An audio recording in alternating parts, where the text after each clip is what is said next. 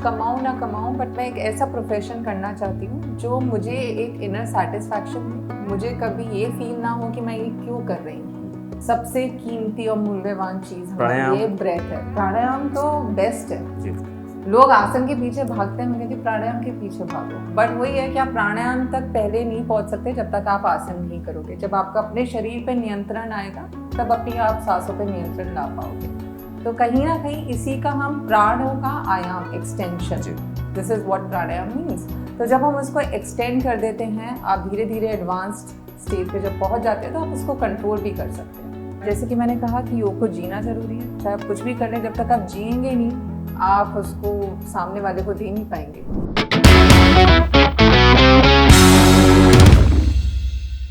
Office का stress weekends में भी नहीं जाता। देर तक बैठने की वजह से होने वाले बैक पेन से जान निकलने लगती है। लोगों से बात और रिसर्च करके पता चला इन सब का सिर्फ एक सॉल्यूशन है, वो है योग। आज की वीडियो में हम बात करेंगे योग के बारे में और इस फील्ड में जो भी अपना करियर बनाना चाहते हैं वो कैसे बना सकते हैं इस फील्ड में अपना करियर। आज की हमारी खास मेहमान डॉक्टर कनिका हमारे साथ हैं। कनिका, बहुत बहुत स्वागत है आपके शो। ये एक ऐसा शो है जिसमें हर हफ्ते हम नए करियर ऑप्शन पे बात करते हैं। हाँ जी। कनिका, जैसे मैंने मेंशन किया शुरुआत में, जो स्ट्रेस की बात कर रहे हैं और जो बैक पेन की बात कर रहे हैं, क्या कितना सच है कि ये योगा से दूर करा जा सकता है? ये बिल्कुल 100% सच है कि इसको योगा से दूर किया जा सकता है। जैसे कि आप कह रहे हैं कि ऑफिस जो लाइफस्टाइल होता है उसमें मैं भी रह चुकी हूँ, और कहीं ना कहीं कॉर्पोरेट का एक लाइफस्टाइल ऐसा होता है कि आपको 6 से 8 घंटे बैठे रहना है, जो कि हम ऐसे मैन्युफैक्चर नहीं हुए हैं एज ए ह्यूमन। हमारा सेडेंट्री लाइफस्टाइल नहीं होना चाहिए, हमें चलते रहना चाहिए। योगा से इसको हम डेफिनेटली दूर कर सकते हैं। आपको बहुत फ्लेक्सिबल होने की ज़रूरत नहीं है। योगा में एक ही चीज़ ज़रूरी है, रेगुलरिटी होना। आप जितने रेगुलर रहेंगे और कम से कम अगर आप आधा घंटा भी मुश्किल से सुबह निकाल लें और थोड़ा खाने पीने का और दिनचर्या का और जीवन शैली का ध्यान दे लें, तो बहुत ही आसान हो जाएगा आपके लिए ये दूर करना। हल्का सा पीछे चलते हैं कनिका, जब 12th के बाद की बात करते हैं, क्योंकि ये सेगमेंट हमारा 12th पे ही फोकस रहता है कि आपने शुरुआत जो आपकी हुई है वो आपने टेक्सटाइल फील्ड में पहले कोर्स किया, उसके बाद योगा में। तो क्या क्लिक मिला? टेक्सटाइल में आप जॉब कर रहे थे, अच्छी जॉब कर रहे थे, उसको छोड़ के आप इस इंडस्ट्री में आ गए? एक तो मैंने बोला जैसे कि कहीं ना कहीं डेस्टिन्ड भी थी मैं, कि आती चली गई और रास्ते खुलते चले गए, वो तो चीज़ थी। बट जब आप कॉर्पोरेट जॉब में जाते हैं तो बहुत लिमिटेड हो जाती है आपकी लाइफ। क्रिएटिविटी तो आप निकाल ही नहीं सकते, जो ऑर्डर्स आए हैं उसी को फॉलो करना है। और जब मुझे लास्ट जो मेरी जॉब थी, जैसे कि मैंने बताया, नोएडा में ही थी मेरी, एक्सपोर्ट हाउस में, and I was getting a good package. सब कुछ अच्छा था, पैकेज अच्छा था। नेक्स्ट मंथ ही मेरा फॉरेन ट्रैवल प्लान था, एंड आई वाज ओनली 23 और 24। It was very exciting for me at that point of time कि चलो ऐसा कुछ है, आगे करना है मुझे। बट कहीं ना कहीं एक इनर सेटिस्फैक्शन नहीं था, कुछ तो मिसिंग था। फिर जब मैं निकल के आई तो मुझे था कि चाहे मैं कुछ कमाऊँ ना कमाऊँ, बट मैं एक ऐसा प्रोफेशन करना चाहती हूँ जो मुझे एक इनर सेटिस्फैक्शन दे। मुझे कभी ये फील ना हो कि मैं ये क्यों कर रही हूँ।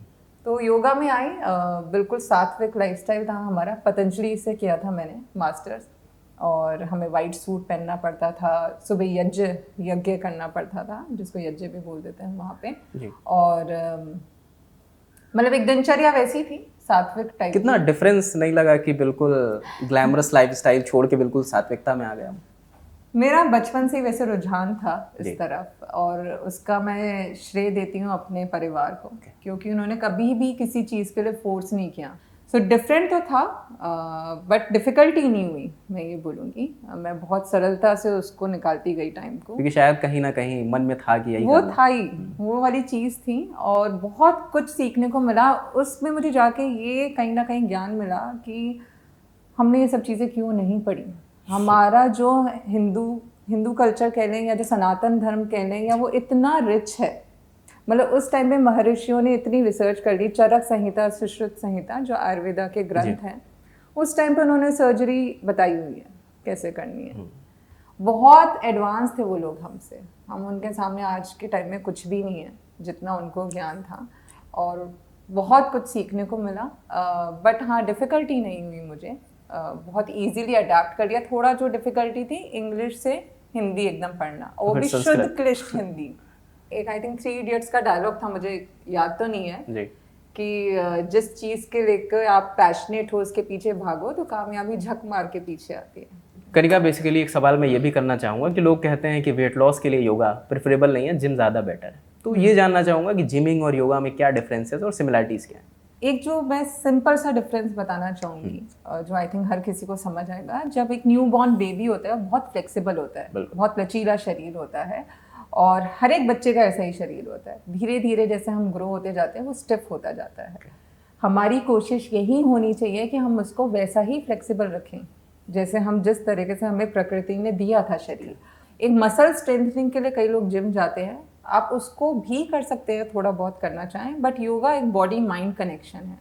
तो जब आप अपने अंदर या अंतर मन से जुड़ते हैं, इसका एक बहुत साइंटिफिक रीज़न है, ये आपके थॉट्स को कंट्रोल करता है। जैसे कि मैं कहती हूँ हम इमोशनल ईटिंग करते हैं, जैसे एक्स्ट्रा खा लिया, उन्हें पता नहीं है कहाँ पे रुकना है, कहाँ पे ब्रेक लगाना है। सो वो एक कंट्रोल खुद ही डेवलप हो जाता है। मैं बहुत शौकीन हूँ मीठे की, जलेबी हो गया, रबड़ी हो गई और इन सब चीज़ों की, बट अब इस लेवल पे कंट्रोल है मुझ में कि मुझे पता है कि वो मेरे अंदर कब जाएगा, वो डिसाइड नहीं करता कि उसको जाना है। तो ये एक कंट्रोल बहुत इजीली आ जाता है। बट योगा में इतनी मॉडिफिकेशंस हो गई हैं, इतनी रिसर्च हो गई है, इसमें भी मसल स्ट्रेंथनिंग वे में आसनों को मॉडिफाई कर दिया गया है। तो आप आसन करके भी मसल स्ट्रेंथन कर सकते हैं। और सबसे बड़ी चीज़ है, जैसे कि मैंने बताया, ब्रेथ से कनेक्शन होता है, माइंड से कनेक्शन होता है। तो एक जो मेंटल पीस और कामनेस की बहुत ज़रूरत है आज के टाइम में, स्ट्रेस बढ़ता जा रहा है, वो आपको योगा के अलावा कोई भी फॉर्म ऑफ एक्सरसाइज नहीं दे सकता। तो स्ट्रेस और डिप्रेशन मुझे लगता है आज की डेट में सबसे बड़ी परेशानी है जो हर किसी को, कैंसर से ज़्यादा तेज़ी से ये बढ़ रहा है। राइट। इसे कैसे योगा आप रिजॉल्व करते हो योगा के थ्रू? ब्रेथ से कनेक्शन सबसे कीमती और मूल्यवान चीज़ हमारी ये ब्रेथ है। प्राणायाम तो बेस्ट है जी। लोग आसन के पीछे भागते हैं, मैं कहती हूँ प्राणायाम के पीछे भागो, बट वही है कि आप प्राणायाम तक पहले नहीं पहुंच सकते जब तक आप आसन नहीं करोगे। जब आपका अपने शरीर पे नियंत्रण आएगा तब अपनी आप सांसों पे नियंत्रण ला पाओगे। तो कहीं ना कहीं इसी का हम प्राणों का आयाम, extension, this is what pranayama means. तो जब हम उसको एक्सटेंड कर देते हैं, आप धीरे धीरे एडवांस्ड स्टेज पे जब पहुंच जाते हैं तो आप उसको कंट्रोल भी कर सकते हैं। आपको पता है कितनी देर सांस रोकनी है विदाउट गेटिंग डिस्टर्ब्ड। तो एक बहुत सिंपल सा एग्जांपल है, जब हम एक्साइटेड हो जाते हैं या स्ट्रेस हो जाते हैं, हमारी ब्रीदिंग बढ़ जाती है जी। इन चीज़ों को हम नोटिस नहीं करते, नहीं तो आपको खुद ही पता लग जाएगा कि हाँ ब्रेथ कितनी इंपॉर्टेंट है।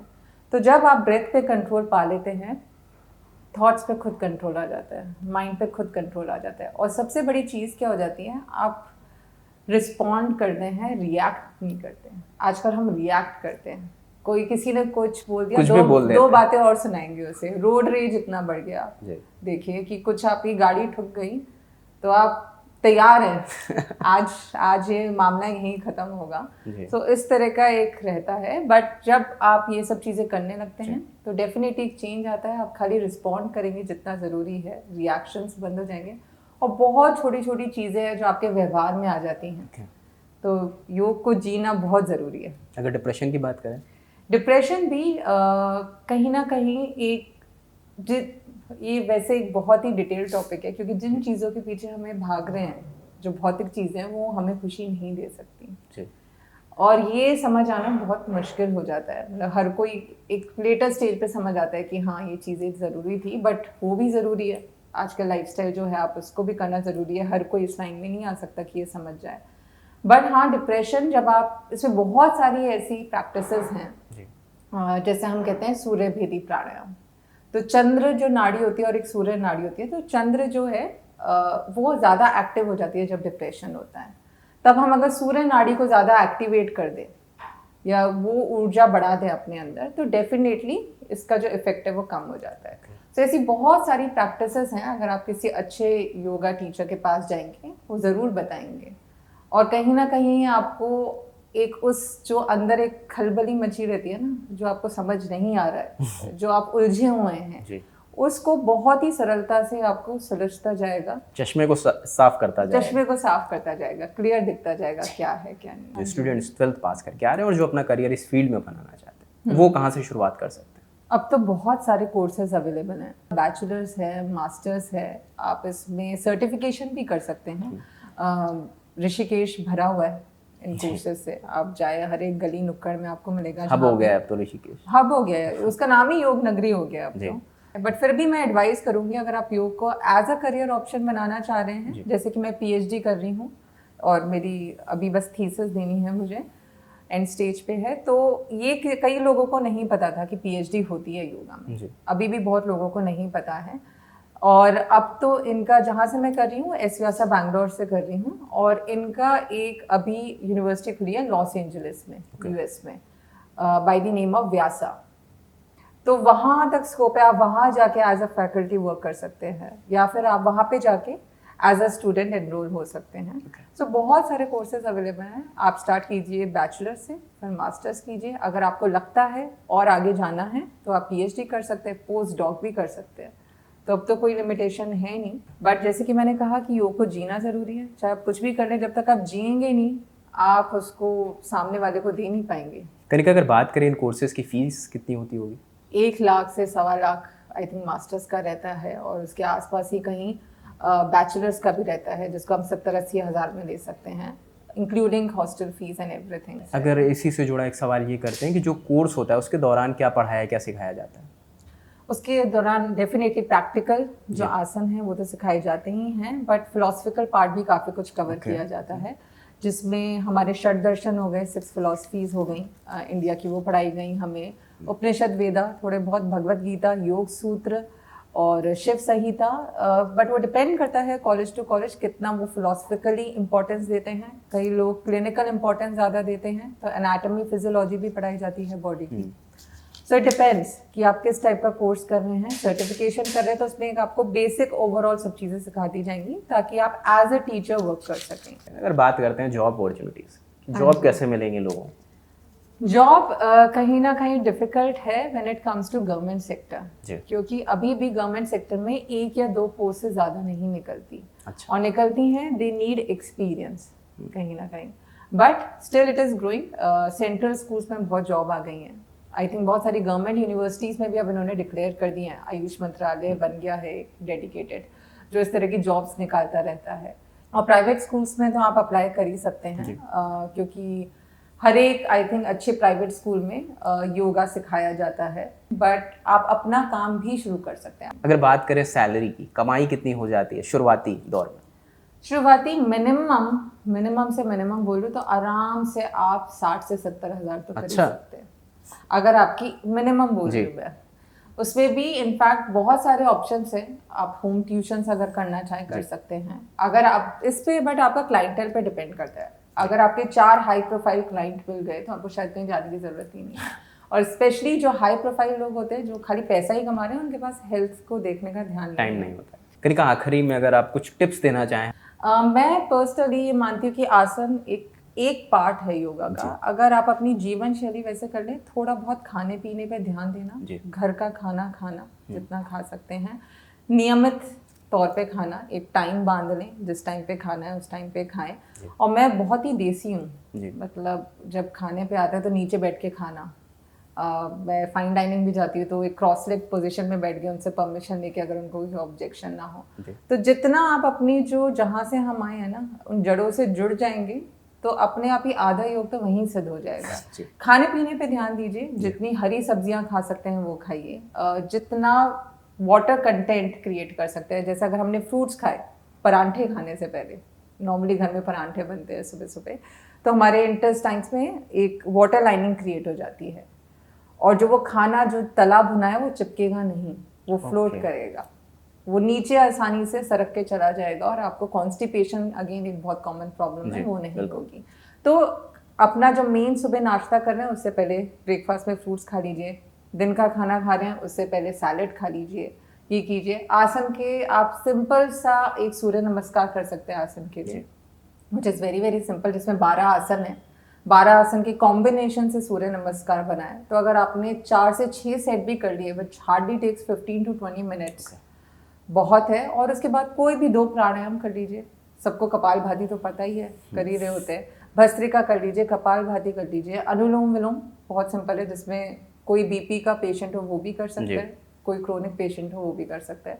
सो 3-4 प्राणायाम कर लीजिए, और कुछ नहीं कर सकते, 3 बार ओम का जाप ही कर लीजिए, उसमें खुद ही प्राणायाम हो रहा है। तो जब आप ओम की स्वर निकालते हैं, ध्वनि निकालते हैं, अपने आप ही आपका प्राणायाम हो जाता है। इतना तो कर ही सकते हैं। बिल्कुल, बहुत बहुत शुक्रिया कनिका। ये हमारे साथ डॉक्टर कनिका थी जिनसे हमने बात करी योग पे और कैसे इस फील्ड में अपना करियर बना सकते हैं। ये वीडियो कैसा लगा हमारे कमेंट सेक्शन में ज़रूर बताएं। अगर आपका इस वीडियो से जुड़ा कोई भी सवाल है वो भी हमारे कमेंट सेक्शन में बताएं। जिस भी सोशल मीडिया प्लेटफॉर्म पे वीडियो देख रहे हैं उसे लाइक करें और वीडियो पसंद आए तो शेयर करना बिल्कुल ना भूलें। शुक्रिया।